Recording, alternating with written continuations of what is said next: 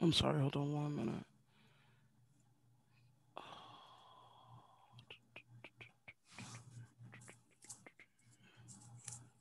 Hmm.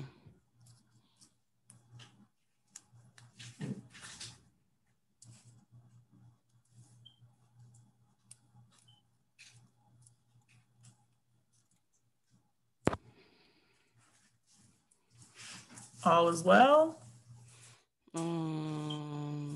Yeah. Okay, there we go.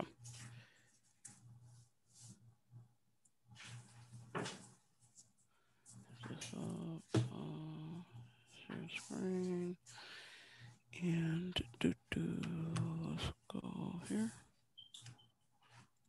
Sorry, I have way too many things open over here. That's what Tabs my open. problem is.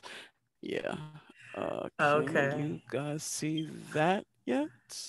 Yep, yep, yep. Yep, we can see it. So, welcome back, everybody, for our tapping into financial resources, financial empowerment series. Tapping into financial resources deep dive. Thank you again for being here. We know your Saturdays are important, so we won't be before you long, but we will be before you strong. So, without further ado, again, Paris, thank you. Nee, thank you. Letitia, thank you. Tanisha, praying for you, sis. Most we definitely. know, we know you're, having a medical issue right now. We appreciate you for being on. Thank you so much. And without further ado, Cash Latif Holland. Hello, good morning, everybody. Happy Saturday. How's everybody doing today? Let's do a check-in real quick. Did I get some thumbs up? Somebody unmute themselves. Tell me how everything is going today. How are you this fine Saturday morning? Things are good. Good, good. How you, Good morning. Paris? Good morning. Good We're well morning. over here. Awesome. Glad you guys are good. Happy Saturday again. Appreciate y'all joining. Right, it's early. I'm a little tired myself, so I could just imagine. You guys are probably too, but definitely thank you for being a part of this and helping us to continue our discussion. Right. So let's go ahead and get into it. Not a whole lot of material to cover today. We're gonna go over a lot of things that we covered on Tuesday, but I really want to also hear from you because I gave you guys some tasks. I want to see who did it, who didn't, and if you need any assistance in going forward. Okay. So, first and foremost, as you guys know, I'm Cash, founder and executive director of Financial Boss. And Financial Boss is a nonprofit organization whereby we instruct others in the matters of financial literacy as well as money management. And one of the things I like to start out by doing is, of course, thanking Clinton Hill Community Action for allowing me this opportunity to share some of my knowledge with you guys in the front in this fine community of Clinton Hill and outside of Clinton Hill, right? So let's go ahead and get into it. So on Tuesday, we talked about tapping into financial resources. And a lot of what we discussed was how we could do so, things that are available statewide, things that are available on a federal level. And in addition to that, things that are available local right here to us who are centered in Newark, New Jersey. I'm not going to go through the whole spiel about me. You guys kind of know that already. So let's go ahead and get into it. Again, we're going to do like a recap. So for those who haven't joined us before and who are, this is like your first time or being on here with us, extremely interactive. This is not a workshop where I just talk and you guys listen. I want to hear your point of view. I want to know if you have any questions and I want it to be extremely interactive. Okay. So let's go back into again, first and foremost, I believe that knowledge is definitely power. And the only way that we can make informed decisions is if we are clear on the definitions and the meanings of certain things. So, somebody help me out. What's a financial resource?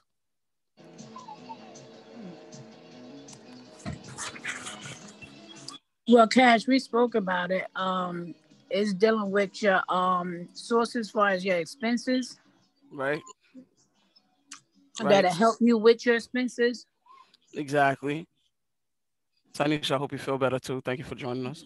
Yeah, I'm really not feeling too good, y'all. Yeah, but Appreciate you yeah, being on here though. expenses that can pretty much get you on track, right? Right. And so things that are helpful, right? That's what a resource Mhm. is. It's either money or assistance that is available to a person or organization. And the purpose of it is to promote success. And so that's what we're gonna discuss, especially amidst what we're going through now with the pandemic. Like we might have thought it was over, but as I don't know if many of you have been hearing, but the numbers are starting to go up again in exponential numbers, right? And so right now what we want to do is we are in the midst of a crisis. Many of us need assistance, we need help with our finances, and so there have been certain resources and things that have been set up in order for, again, for us to succeed, for us not to be stressed out, for us still be able to pay our bills, for us still to keep the lights on and keep our home. And so that's what we're going to go into. And so basically we talked about what is available, and again we're going to touch on those same points, we're just going to go a little bit deeper. All right, we talked about unemployment, who that's available to those who have been unemployed at any point after I'm sorry, after March 15th of this year. We spoke about on Tuesday how you are still able to apply for unemployment and receive that pandemic unemployment assistance up until December 25th of this year. We also spoke about the rental assistance, utility assistance, those companies or those organizations that are able to assist us, right? We spoke a lot about small business loans, small business grants, who to go for that assistance. And so, what I wanted to do and what we're going to really do today is we're going to go into more detail about since we covered like the programs and the organizations that are assisting. Today what I really want to go into is the documentation that you're going to need, because that's extremely important, right? It's extremely important that you know what it looks like, what it does, how you can get it, so that you can go ahead and proceed forward. So this one is going to be a real, I wanted to keep it light Saturday also because I'm tired, right? And so I wanted to, I believe that visual displays are really important, right? But also after that, we're going to follow it up with the information as to how to get these things. Okay. So first and foremost, unemployment.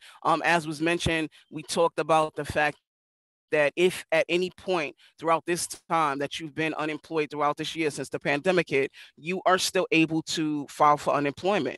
Okay.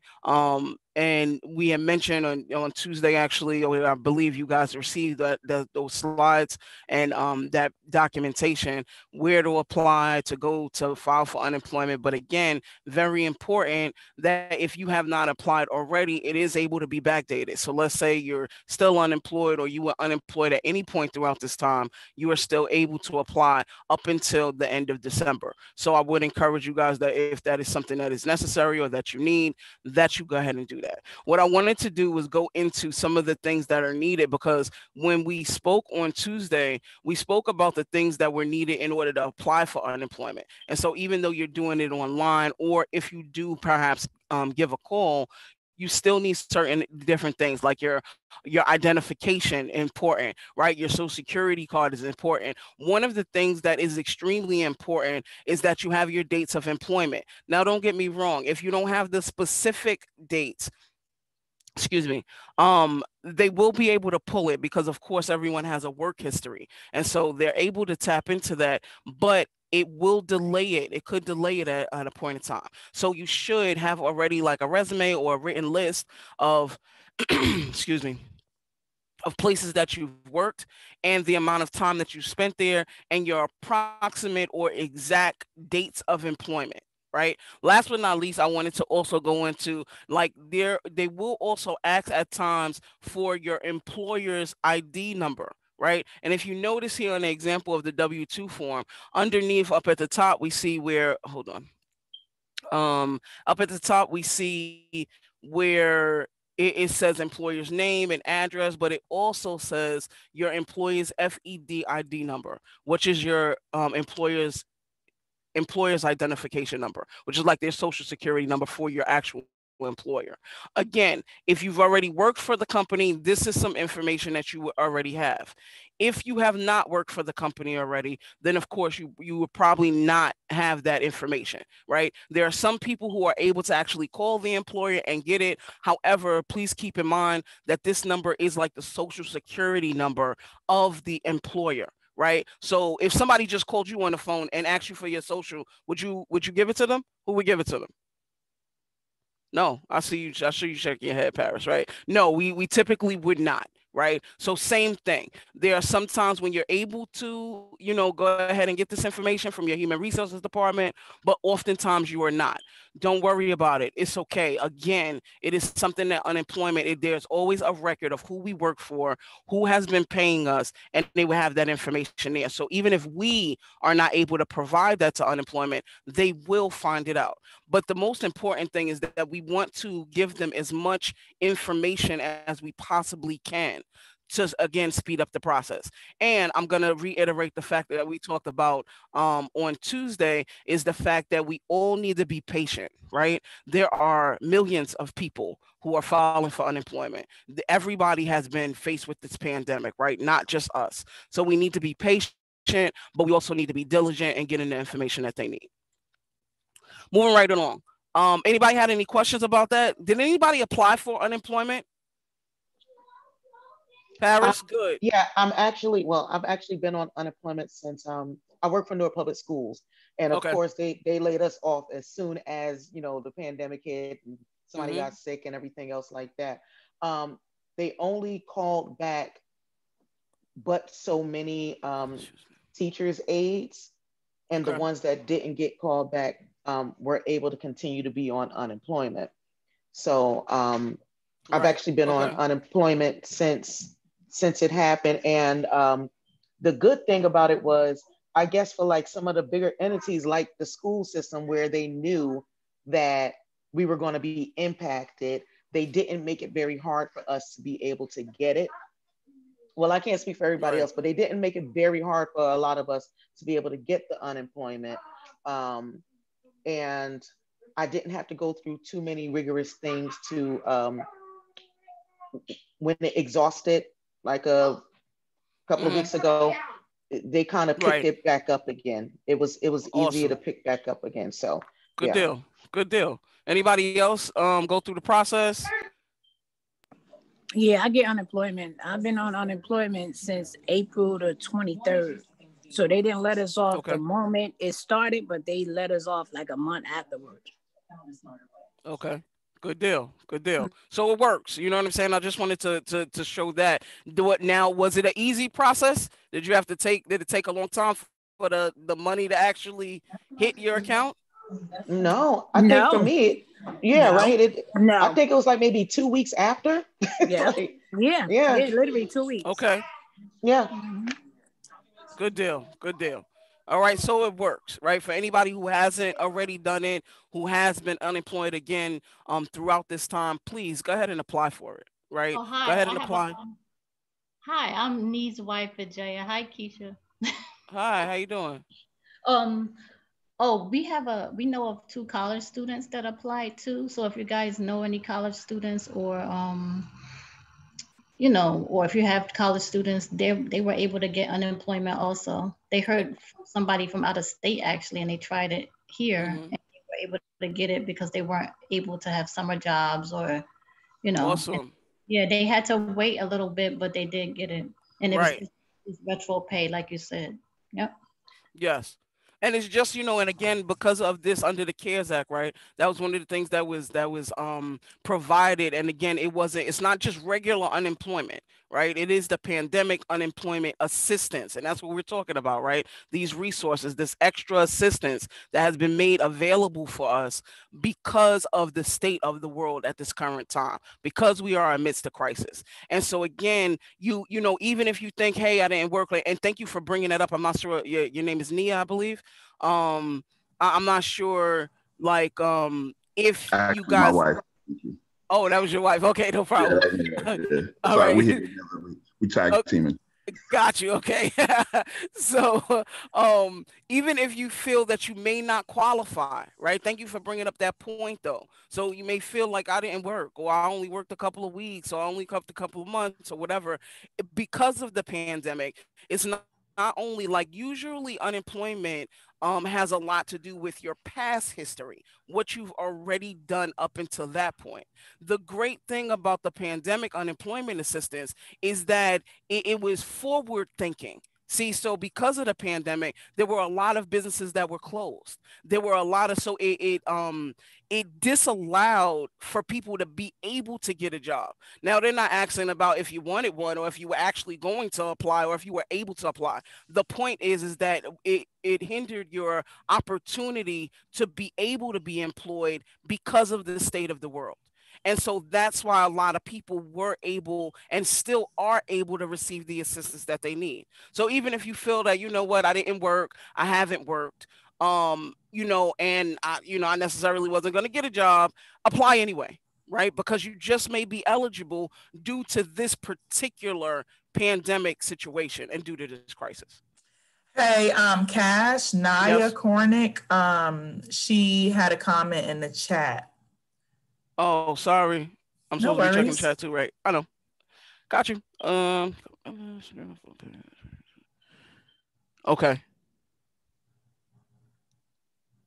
All right. So for you, Naya, what I would definitely encourage you to do is to reach back out and see, or usually they send some documentation. So what Naya put in the chat is basically that her benefits were cut after one payment. So it was difficult because I asked, how the process went. And so what I would encourage you to do, usually there's paperwork that is sent out. And we need to be really careful about how we fill it out, how we make sure and pay attention to what's being sent to us, right? So what I would encourage you to do, Naya, is to go ahead and reach out to someone. What happens, right? And I'm gonna actually, I'll provide I didn't have it in the PowerPoint, but I will provide a phone number for you that you can reach out to find out what the status is and also to find out why it was cut, because that's really important. So it may be something, it could be an error. It could be an error on their part. It could be some information that you didn't divulge. Go ahead, Naya. You want to say something? I did actually reach out to them, and Okay. I know why it was cut. I was initially getting it because I was a grad student at the time. And Okay. then once I graduated, they cut my benefits, and I called back to have them escalated. And took me 250 calls to get in contact with somebody. And then once I did get in contact with somebody, she got disconnected in the middle of our call. So then I never got I'm sorry, somebody distracted me. No problem. But yeah, I did stay on the phone or whatever, and I discussed it with the lovely agent, and she was trying to escalate my call to whoever else she needed to escalate it to, so that I could actually get the back pay that I'm owed. And I still have not received a call. I haven't spoken to anybody. Every time I call back, it's a hassle. So if you do have a different number, that would be awesome. Yeah, I will definitely get you another number. So what I'm gonna ask, and one thing that I'm just gonna do real quick, which I always do at the end of the session, but I just put my email in the chat. If you could email me personally, and I'll have some phone numbers. I actually have two phone numbers for you. And basically what it is, so that's the importance of being patient, right?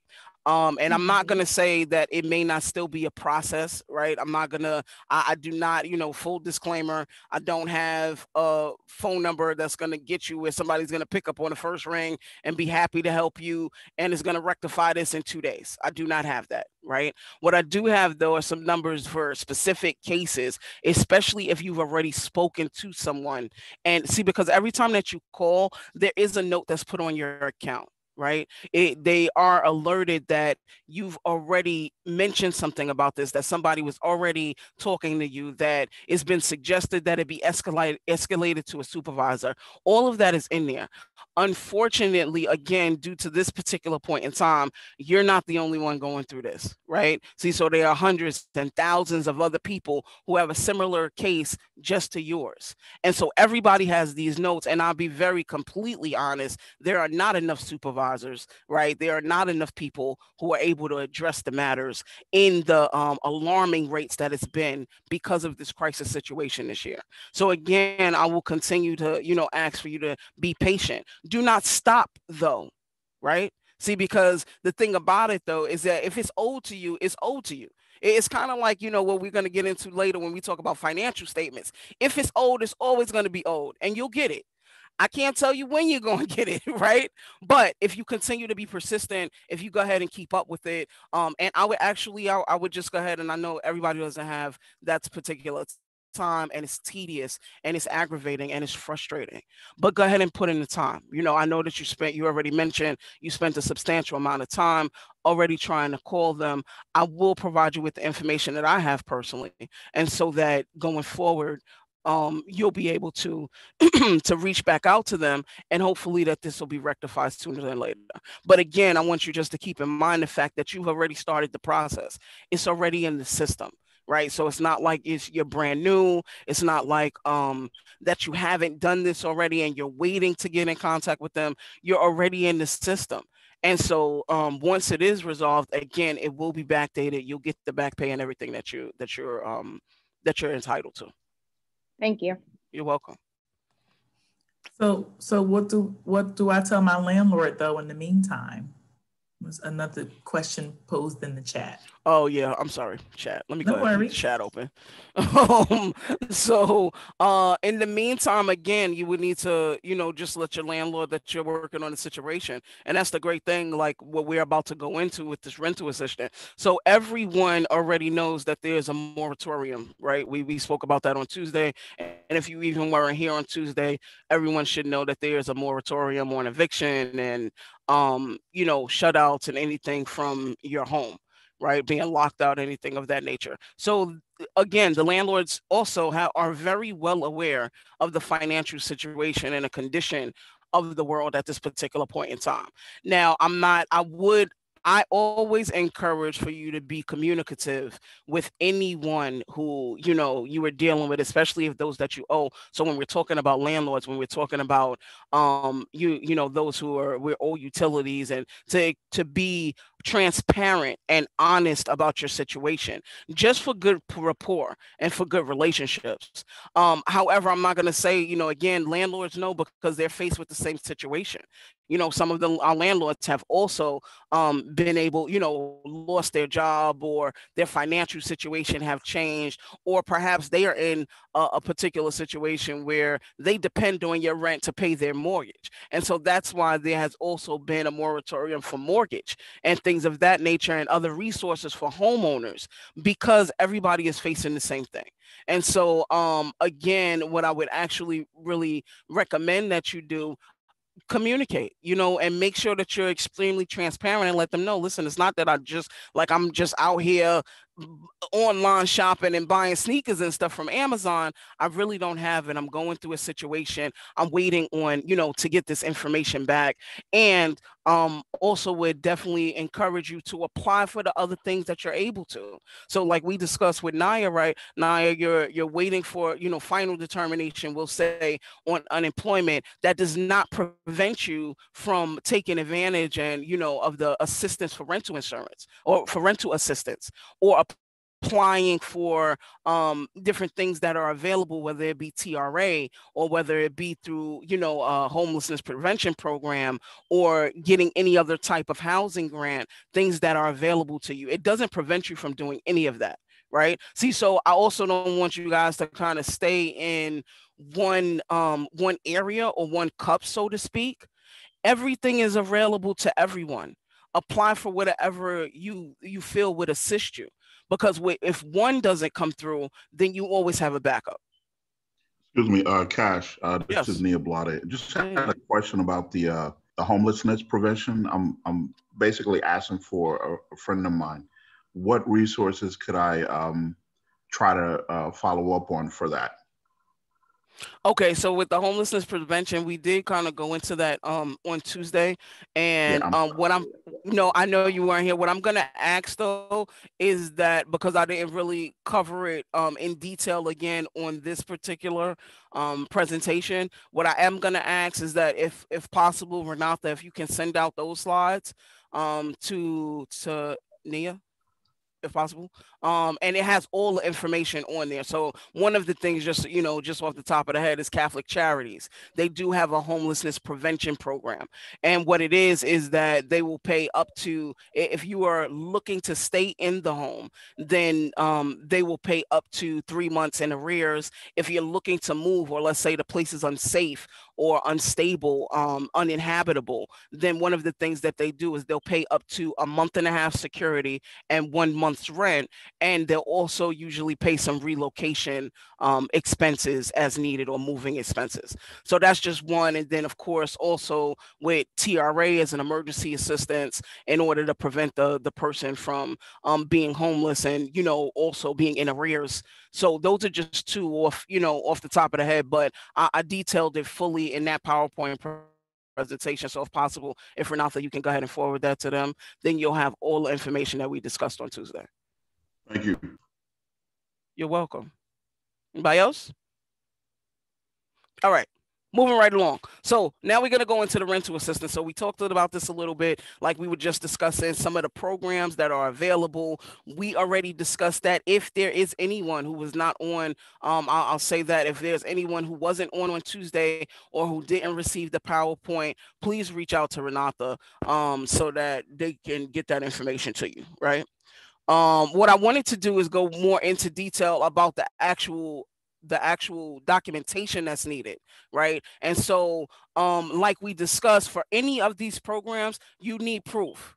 Okay, you can't just say, hey, my landlord wants me out, please give me some money, right? That doesn't work. So we need these documentations where you're actually going to need an eviction notice or proof of a homeless situation. It could be actually an eviction notice, which by rights right now during the moratorium, a lot of people are not giving an eviction notice because you are not able to be evicted. However, it could come in the form of a letter from your landlord. It could come in a statement saying, like the middle example that I gave, that shows that you have arrears, that you owe a certain amount now that you also owed from before, so that that amount is due now. In addition to that, you're always going to need your leasing agreement or some type of documentation to show your proof of address, and that you are actually legally able to be in the dwelling that you are having this issue with, right? See, so if your name is not on the lease, there may be an issue, right? In addition to that, one of the things that I did want to mention to you guys that has been happening is for even people who don't have an actual lease, so to speak. So say you're in a situation to where you're staying with a relative who owns the house, and you are by rights renting a room or part of the dwelling, right? Even a contractual agreement, some type of paperwork showing that you give them a certain amount per month would work.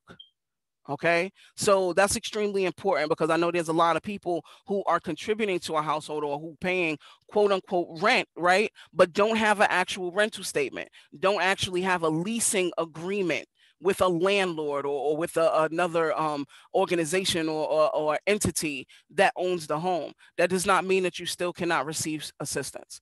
All right. So again, these are some of the things that you would definitely need to have. Again, with the personal ID, like we mentioned about, we also spoke about the income verification.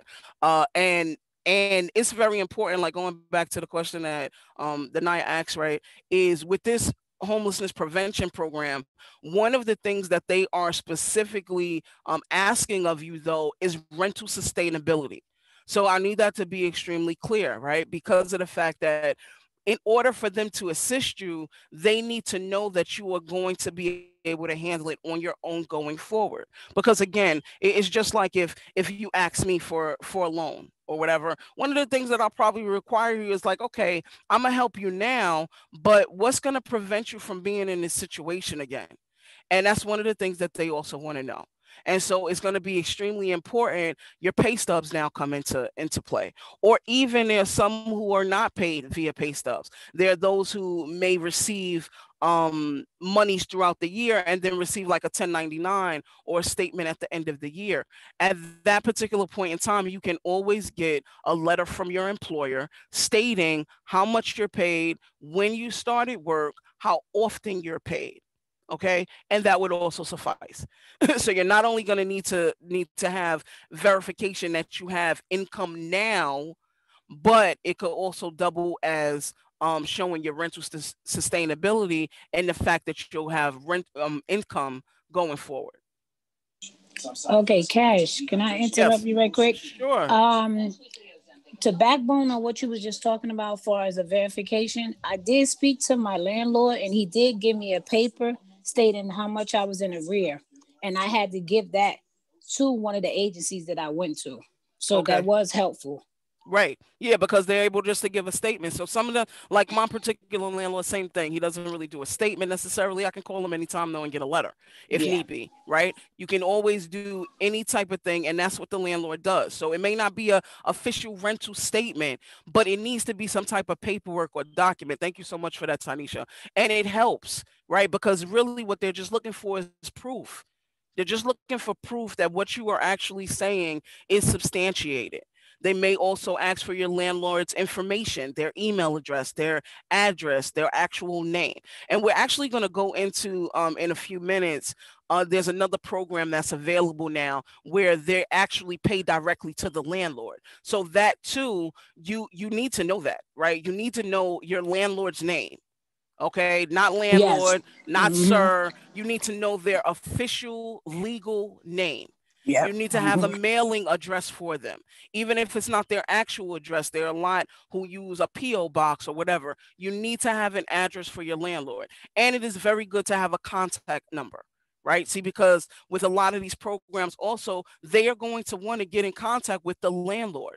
They're going to want to make sure that, you know what, you say that you owe 6 months, but the landlord only said that you owe 3, right? And see, so everything has to add up. And in order for them to do that, they need to be able to cross-reference by checking with your landlord along with having this particular documentation. Anybody else have any questions, comments? Nope. Okie dokie. So going forward, I just wanted to bring this up like we talked about last, on Tuesday. So this is basically just what we spoke about with the moratorium on evictions, and it means that you may not be removed from your home. Legally, you may not be removed from your home, okay, even if you don't pay your rent, and that's only for right now. Okay. I wanted to actually put up a quote here, and this is just from the county prosecutor in Camden, but it goes on and specifically shows that, the moratorium is for tenants who cannot pay their rent or mortgage due to COVID. Right? They cannot be locked out or forcibly removed from their property. There's always an exception to the rule, though. And I think that that's extremely important, because I had a situation where a client of mine was removed, right? But it had nothing to do with the moratorium. And so if you look and notice the quote here, it says, unless their behavior is violent or is considered a threat to other tenants or determined to be in the interest of justice. So there is always a caveat, right? Because you can't be removed from your home, that does not mean that you speak negatively to your landlord. That does not mean that you destroy property. That does not mean that you get into arguments and fights with your neighbors. It doesn't mean any of that. See, because that could nullify your your ability to stay in that home, even in the midst of the moratorium. So I thought that I just wanted to bring that point out, right? And especially because someone had a recent conversation about it, right? And last but not least, like, if rent is still due, that's something that we talked about. Okay, if you are able to pay your rent, please pay your rent. The moratorium means that if you don't pay your rent, you cannot be legally put out. It does not mean that your rent is not still due. You still owe the money. If you have to pay $1,000 and for the last 6 months you haven't paid $1,000, you, by the grace of God and this moratorium, you've been able to still stay in your home for 6 months.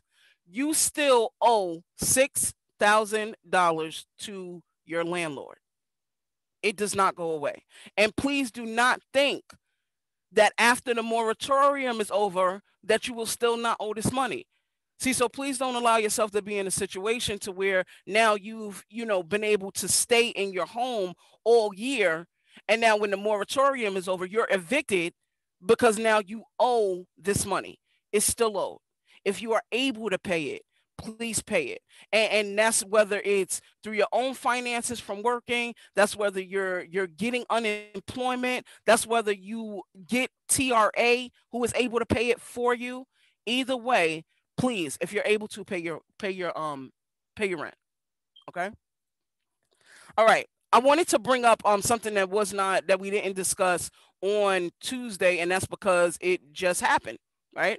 So we met on the 20th, and then on the 21st, this was something that was put into order. So I needed to put it in here to make you guys aware of it. So what happened is NJ Shares partnered with the Newark Office of Tenant Legal Services, and what they are doing is they're providing $372,000 in order to prevent evictions for non-payment of rent. And what that means is they'll pay up to $2,000 a year to landlords in order to make sure that you're not evicted for back rent. I made a point to put the website in there because you would need to go to the website. As soon as you get to the website, there's a pop-up. You just learn more, and it tells you everything that you have to do in order for it to apply for it. What I wanted to do, though, is just briefly tell you guys the things that are being offered with this partnership and how it's advantageous to those who need it, right? So first and foremost, you get legal representation, pro bono. Anybody know what that means? Free. Right. Come on. For free. Right? For free. You get legal representation for free. Someone who is an expert, who is able to assist you, who you can tell your personal situation to, and they can assist you, again, for no money out of your pocket, right? Free to you. And let me make a point of saying that. And I always like to say that, right? It's just because it's free to you does not mean that somebody did not pay for it. And the reason that I feel the need to mention that is because I really want you guys to keep in mind that there's always, the services are always paid for somehow, some way, right? Don't take advantage of it. Don't misuse it. All right? If you're going to use the services, if you need the services, be diligent in doing so. But just because it is at no cost to you does not mean that someone else did not provide for it. All right. So that's really important. So legal representation, free legal representation, free to you, called pro bono. In addition to that, one of the qualifications is that your household income must be equal to or less than 200% of the poverty level. What that basically averages out to right now in 2020 is for one person, you cannot be making more than about $25,000 a year. If you make under that amount, you will qualify. Okay. Another thing is that you have to be facing eviction. And what that basically means, again, we just went over the moratorium piece. So you're not actually able to be evicted right now. But if you know that you owe enough rent that you cannot handle it yourself, and like say, for instance, the moratorium was lifted today, that you be facing eviction, you qualify. All right. Definitely, you have to be experiencing a financial crisis. So again, like everything with the pandemic and during COVID, they want to know that you're experiencing a financial crisis. What that means is that you've either been laid off, you've have a lower amount of hours, you are having an issue going to work or staying at work, however that goes. But you have to be able to demonstrate that financially you are unable to handle this. So that does not mean that if your rent is $1,000 and you're making $2,500 a year, a month, right? And like you just decided that you don't necessarily want to pay your rent and you want to apply for this. Sorry, you don't qualify because you are not demonstrating that you are in a financial crisis and that you are unable to pay your rent. Okay. Last but not least, like the point that I was bringing up before, these monies are dispersed directly to your landlord. And I spelled disperse wrong. I'm sorry. I was tired. But they go directly to your current landlord, or as we mentioned, if the place is uninhabitable or unsafe, then it goes to the prospective landlord. And so again, to bring home that point, it is extremely important that you know your landlord's name. So let's say right now you're in arrears, you know that you're not going to be able to handle it. You fall in this category where you're making under this 200% poverty level. And again, that 25,000 is based on one person. Keep that in mind. That's just for the example. So if you have a house of 4 or something like that, it would of course be different. But if everything else works out, you need your landlord's name. You need your landlord's number. You need your landlord's address. I have a quick question. Can the person, if you have to move to another place, does it have to be in Newark, the other place, or can it be in another city? So for this one, it does not necessarily have to be in Newark, but they prefer that it be. They prefer that it be legal. That it be local. And that's only because it's the Newark office is actually assisting. Right. However, New Jersey Shares is through New Jersey. It is not limited just to Newark or Essex County. Right. See, so one of the things that they prefer is that it be local, but if not, that does not mean that it would be that it would be declined. Gotcha. Thank you. You're welcome. Anybody else had any questions? Yes, thank you for pointing that out, Naya. Catholic Charities that we mentioned before, they'll help you move anywhere throughout Essex County. Excuse me. So there are a lot of, organizations that definitely assist if you are not looking to necessarily stay in the area, right? And I think just to kind of piggyback off of that, a lot of it also has to do with how much you're able to spend and, how much is being asked also, right? Because that has a lot to do with it. So yeah, if there are places right here in the area that would be affordable, right, for you going forward, or that are around the same amount or lower, then no, they wouldn't look favorably that you're trying to move to Central or South Jersey where it would be higher. So there's a lot of things as far as that is concerned, as far as exact location that come into play with that. But again, that's definitely on a case by case basis. There's nothing that is set in stone that says that you have to move within Newark. Okay. Thank you. You're welcome. Anybody else have any other questions? Okie dokie. Moving on. So let's talk about utilities. Utilities, I just like pictures, y'all. I'm sorry. So I just really wanted to show you guys again, stress your leasing agreement. You need a leasing agreement. You need to show that you're supposed to be there. Okay. And why the utilities are in your name.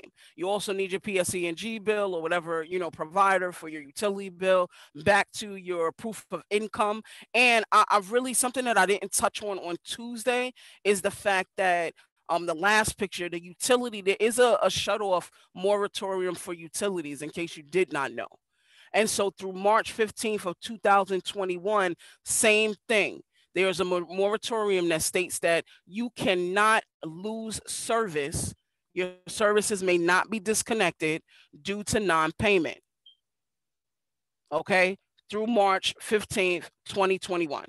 And that applies to all utilities, whether it's gas, electric, water, public and private. I want to go back to what I stressed before with the rental and the eviction moratorium, though, does not mean that you don't owe the money. If you owe $100 a month for your water bill, you still gonna owe $100 a month for your water bill come March. So if you have it, please pay it. If you don't have it, take advantage of some of the organizations that we mentioned and discussed when we were talking about on Tuesday. Okay, which there are a plethora, whether it's LIHEAPS, whether it's USF, there are so many.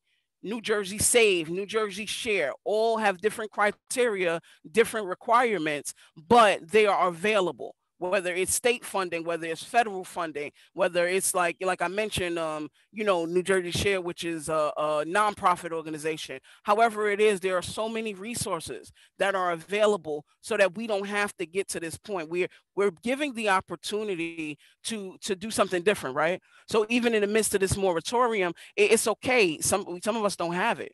Right? But you have this opportunity now, along with this, to give you the time to get your business in order, whether you're able to do it, whether you find a job and you're able to actually do it yourself, or whether you're able to get the assistance that you need. Either way, you can be better positioned by the time the moratorium is lifted if you take advantage of some of these resources. Okay.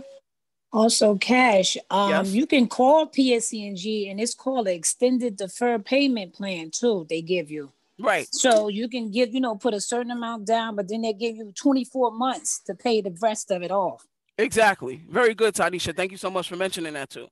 And we spoke about that. We spoke about the deferred payment last week, right? When we were talking about budgeting and what that means. So for some of us, that is extremely helpful. You may say, like, listen, I don't have the $200. Okay, I got $50. And like you said, you can go ahead and give them the $50. Now the other $150, they stretch it out to where it could only be an additional $10 a month or whatever the deal is. You still have to pay it though. Yes. Mm-hmm. Yeah. Right? You still got to pay it. It's not like, oh, okay, I don't have the $200. And they're like, oh, okay, Tanisha, no problem. Don't worry about it. We don't need it. No, that's not what happens. You still owe the money. Yep. Right. And it would behoove you that what I would encourage you, whatever arrangement that you enter in, please honor it. Stick with it. Yeah. Right. Please be honest. So if you let's just take this example. You owe $200 a month and you're like, oh, I got 40 right now and I could pay $20 a month. Right. And if you know good and well that you can't pay $20 a month, please don't tell these people that. Yeah. All right. You're right. You're right, Cash. That's right. Is that you enter into a legal agreement with them.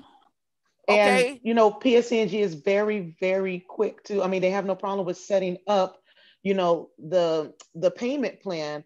But as soon as you break it, the one time you break it, they go right That's back. right. It's like a reset button. Start you back over. Right. It happened to me years ago. Yeah. One time I missed one payment and it broke and it was like right back to square one. And now it's like, oh yeah. Yeah. And now it disallows you from being able to get another arrangement. Right. See, because again, it's like, one of the things that happens is that you're jeopardizing your trustworthiness. That's what it really is. Right. Anytime we make any type of arrangement, it's a trust. That's what we're doing.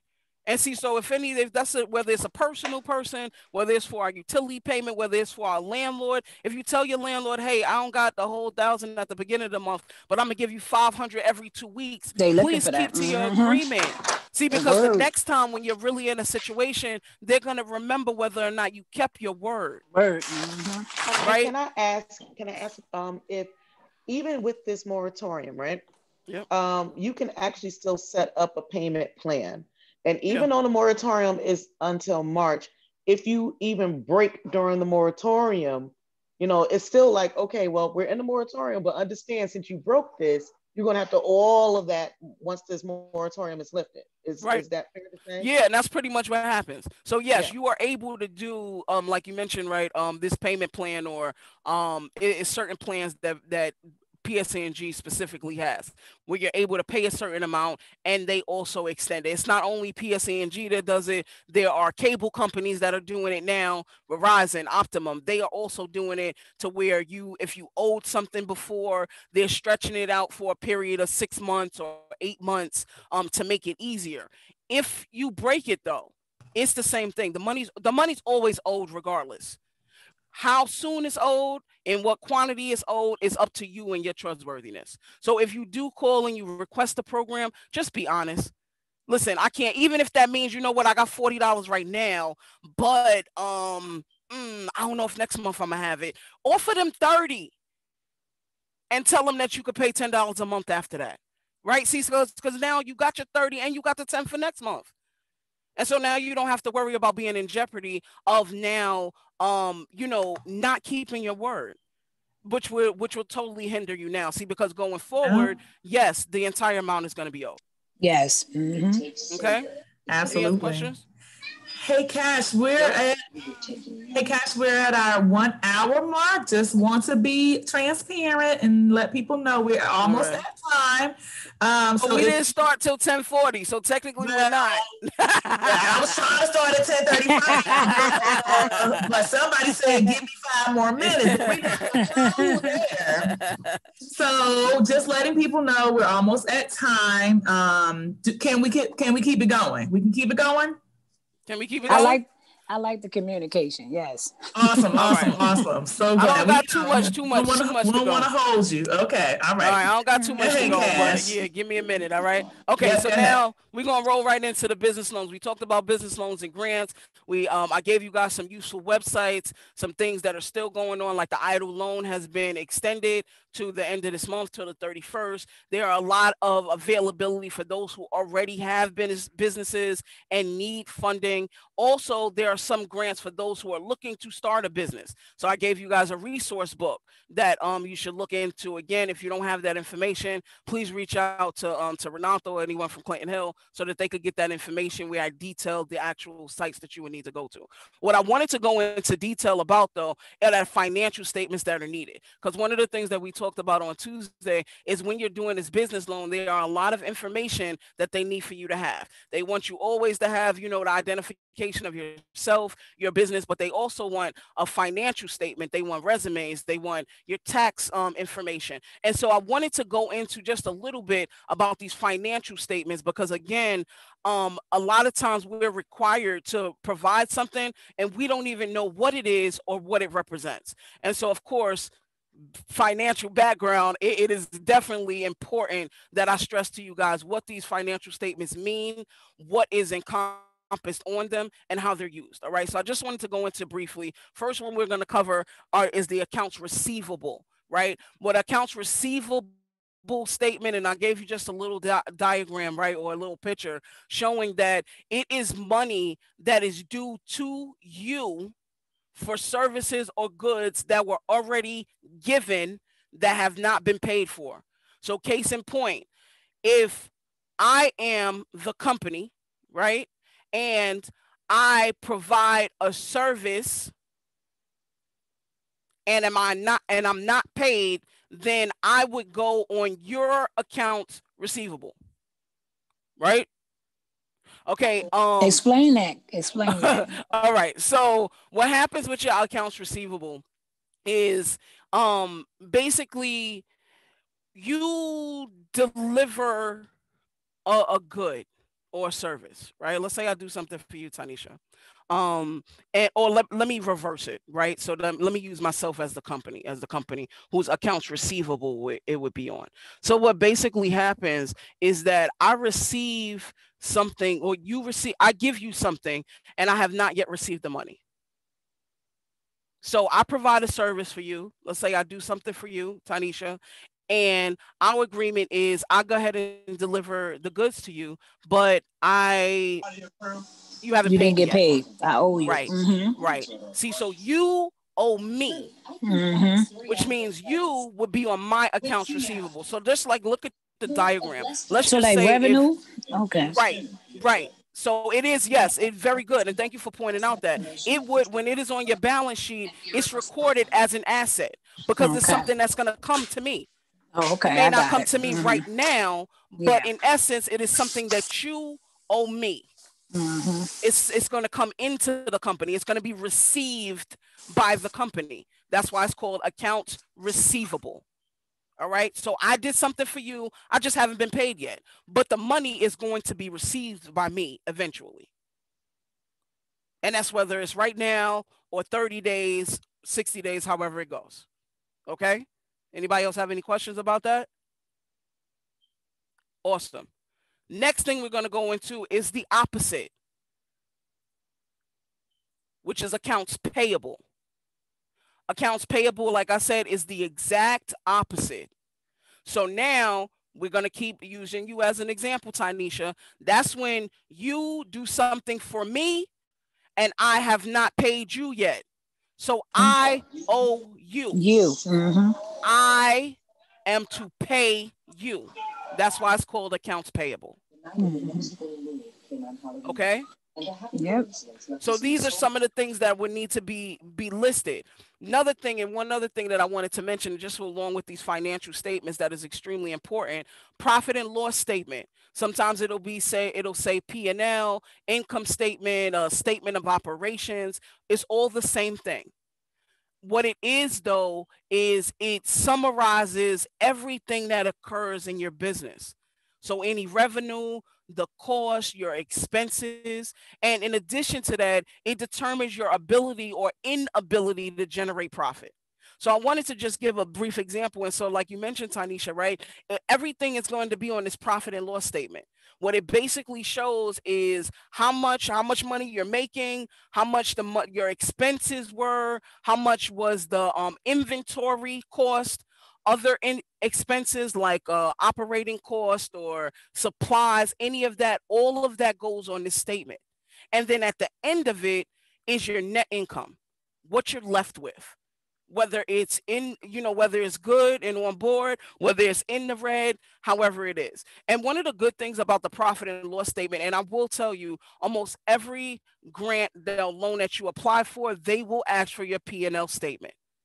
Because one of the reasons that they want to know, one of the things, like I mentioned, that it determines, it shows whether or not you're able to profit. See, so let's just say that you didn't profit. Let's just say you just broke even, right? What it determines is that, hey, if you sell your product at $1 or $2 more, you'll profit based on your profit and loss statement. Based on this statement, you're able to determine that if you are able to adjust some of your pricing or adjust some of your expenses, that you would be able to profit. And that's what grantors want to see. They want to see that, hey, even if you didn't turn a profit now, is it possible? Are you so far in the red that it's really not possible to where we won't, especially if it's a loan where we won't make our money back? Or if we adjust a couple of things, just tweak a little thing, then everybody will be on board. You'll be able to profit. We'll be able to get our interest, all of that, and everything will work. Okay? Any questions? Awesomeness. Moving right along. Last three things, which I already mentioned, were things that are required, which is your resume. If you do not have an updated resume, you should. Okay, it should list as much information about your experience as possible. And if you are a business owner, your business should be on your resume. And all of your accomplishments, the details of what you do in the business, your title, all of that should be listed, because that is something that they're going to want to see. Another thing that they're going to want to see is your credit report, and also your income tax statements. And so same thing, if you're able to, your personal income tax, if it's a startup business, they are going to want to see, because again, they want to determine if you have money. People, it's a real funny thing, right? People, when you're asking people for money, they want to know you got money already. It's so crazy, right? But they want to know, because again, especially when you're talking about loans specifically, the loan is given to you, yeah, but there's a fees on top of it. There's interest on top of it. So they want to make sure that it can be paid back. And if you are already not having any type of income, it's highly unlikely that you'll be able to pay it back. So they need to substantiate that. In addition to that, one of the biggest things, especially with startup companies, that people don't realize, your company credit and your company worthiness goes a lot according to your personal worthiness. If you are unable to maintain your personal finances, it is highly unlikely that you will be able to maintain appropriately your business finances. These are some of the things that they want to know. Okay. And also, like I mentioned, your credit report, again, for credit worthiness, seeing if you pay your bills back. If you're going for a loan and you haven't paid cable or some type of creditor, or your credit card bills, everything is in arrear, do you think you're going to get the loan? What you think? No. Why? Because they already see you don't pay their bills. Pay their bills, so you ain't get no money. You can't pay $100. If you can't pay $100, why I'm gonna give you $100,000? That'd be foolish on my part, right? See, so again, these are the things that are needed, or just some of the information and some of the documentation that is going to be needed. Last but not least, I wanted to give you guys these resources, and we talked a lot about financial statements. And so what I would encourage you guys to do, whether it's personal or business finances, right? So typically a lot of these are set up for business purposes, but you can still use it for your personal finances. One of the other ones that I didn't actually mention on this slide is Microsoft Money. Microsoft Money is an excellent resource for personal finances. And basically, it's just for you to keep account of how much you're spending. It is always important, just like when we were talking about budgeting, keep an account of what we're spending. We need to know how much we're making, how much we're earning, how much we're spending in order to have our bottom line figure. And the only way to do that is if we track and know exactly what we're spending and what we're making. So these are some of the softwares that are extremely useful. For a financial company, QuickBooks, I personally use because I've been using it for years and I love how it performs. However, for one of my other companies, I do use FreshBooks. FreshBooks is a free resource. What was that word? What we say? How much does it cost? You said free resource. I said free resource. FreshBooks is free. So even if you just want to play around with it and you want to get to know some things, go ahead, download it, see what happens with it. All right, and at least be able to familiarize yourself with it. As far as credit reports that we actually mentioned about, these are the things that I would recommend. Credit Karma and Credit Sesame are applications. Some of you may or may not have already used them. I recommend them not so much for the actual score, because the scores can be off sometimes. However, the information that is on there and that is reported is accurate. So I would, encourage you, if you have not already and are not already using them, please go ahead and download Credit Karma, Credit Sesame, so that you can pretty much know a roundabout score. But more importantly, you'll be able to get a list of things that you owe and see how you're performing as far as credit is concerned. And annualcreditreport.com, usually as indicative of the name, they usually were providing a credit report to you free of charge on an annual basis. Since the pandemic, they have been doing it once a week. Not that your credit updates that frequently, but it's good to know. So I would definitely encourage you to do that also. Last thing I wanted to do is kind of check in with you guys. Did anybody apply for any of the things? I'm sorry, Tanisha, you asked something? Yeah, I wanted to ask you. So, normally when you check your credit, it pretty much go against your credit. So it won't go against your credit. Not when you check it. Not when you check it personally. Okay, all right. You are able to check your own credit. The only time that it could possibly negatively affect you is when you are applying for credit and you allow someone else to check your credit. Then yes, it becomes an inquiry, which could possibly cause your score to go down. When you check your credit, it does not affect you either way. Okay, then. All right. Okay. And I do a full credit course. For anybody who's interested, please reach out to me directly. If you are interested in doing any type of restoration or credit repair or anything like that. Before we end, I need your info, Cash. All right, definitely. I'll get that to you. I'm gonna actually do the last slide has all my information on it. Quick check-in real quick. Did anybody apply for, well, you guys told me you applied for unemployment, but did anybody from Tuesday get a chance to go to any of the eligibility requirements, the screening, to see if you could apply for any business loans, grants? Anybody get a chance to do that as yet? No, I didn't do for no grants, anything, but I did check with Catholic Charity, to help out far as the rental. Dope. And so you in communication with them? Yes. Mm-hmm. Amazing. But I didn't do for the other one. I didn't check like welfare, anything like that. I didn't check any of that. Because at one point when I did check, it was a little discouraging to me. So I didn't follow through with them. So I tried another resource. Okay, no problem. Well, at least you did it. Thank you so much. I appreciate you. If you need any help, please reach out to me. And don't be discouraged, right? That's the purpose of this. Okay. Again, I implore you guys always, continue to be encouraged. Like, everybody is going through this. Okay. It's not you personally, but as a result of everyone going through it, it makes already complicated process, it makes it that much harder and that much more difficult. At the end of it, though, it is going to be for your benefit. Right. And that's what we're talking about. We're talking about being able to get the resources and information that you personally need so that you could be better positioned financially. Because like we talked about, right, these resources are here for us to succeed. They're for our benefit. And if you keep that in mind, it'll definitely help. All right.